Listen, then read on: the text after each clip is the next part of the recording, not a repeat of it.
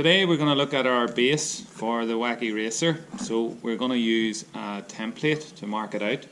So you're going to place it on your wooden base and you're going to mark out and do it on both sides. Mark the position of your holes and also mark the inside square piece like this. You can then mark your waste, the bit of material that you're not going to need to use. Flip it over, do the other side, and you will be ready then to do the next job, which is to either cut out using the coping saw or go to the pillar drill. So when cutting with the coping saw, you will have two options. You will either have a blue handled coping saw or you will have a natural coloured handled coping saw. There's a slight difference in it in terms of the length of the pin, so we'll be removing the blade, and this one is a lot easier than the other one. Whenever you're adjusting your coping saw blade, if you need to remove the blade or you need to adjust the angle, you loosen back the handle by holding the pin and also hold this metal bar of the frame, and then that'll allow you to rotate the pins and rotate the blades. Make sure before you start cutting it that you tighten it back up. So again, to tighten it, I'm just supporting the pin and turning the handle clockwise until it's as tight as I can turn it, and now neither of those pins will move. That allows you to do a couple of things. That allows you to cut your lines in your material.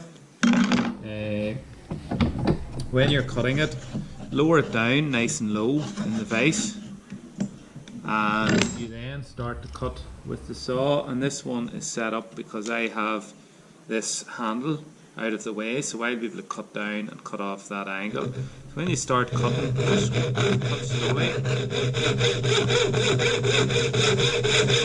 follow the line and cut all the way down.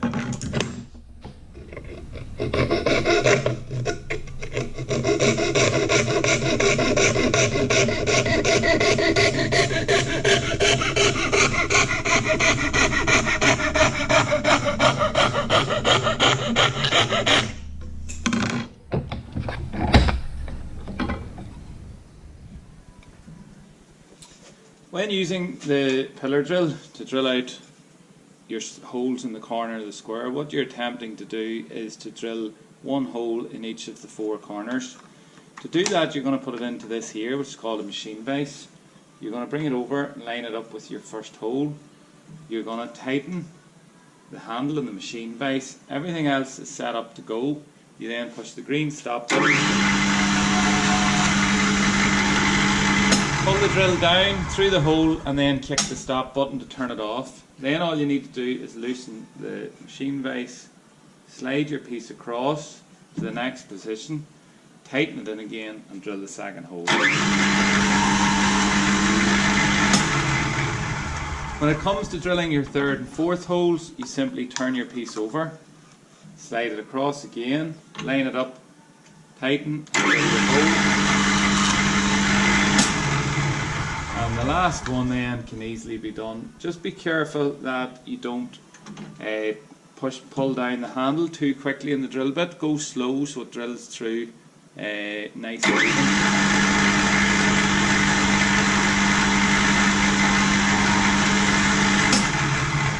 The difference you will notice on your plywood with that last hole, you will see that there's less material pushed through. If I push through this really hard, it'll burst out the other side.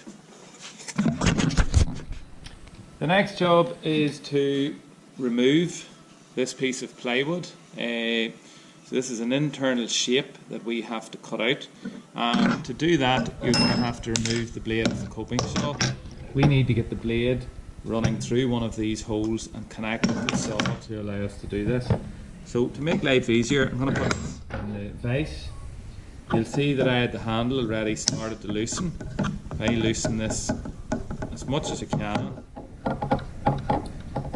right to the end, there's quite a bit of turning to do it, and then what you'll notice is when you've loosened it out enough, this little blade will simply pop out. So you can see that just lifts out there if I show you in the camera. So I just pull pull down, and that's how I know it's out enough. So this has to go through the hole, and then I put it back into the saw, and then I will hold the pin, if you can see there, just holding the pin and tighten the saw blade back up. Make sure both pins are pointing in the same direction, and if you remember from earlier, what I can do is I can turn both pins to point this direction, so it will keep the handle from getting caught in the material. So having selected the position to point my blade in, I make sure tighten all the way back up. Both of these pins are pointing in the same direction, and then I'm ready to cut.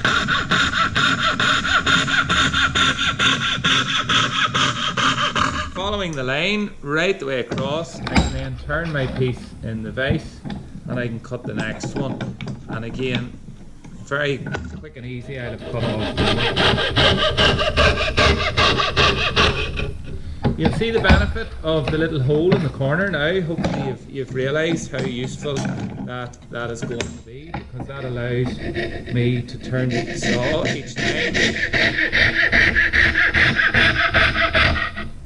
And the final cut, now you'll see a problem here, if you can see it on the camera, because now I can't get the blade across because of the direction of the handle. So I'm going to have to loosen the pin a little, and I'm going to change the direction of my blade, loosen it so it's easy to turn both pins. If you can't turn them, loosen it more, and eventually when the tension comes off, you'll be able to point them both in this direction now. I've removed the handle, put it off.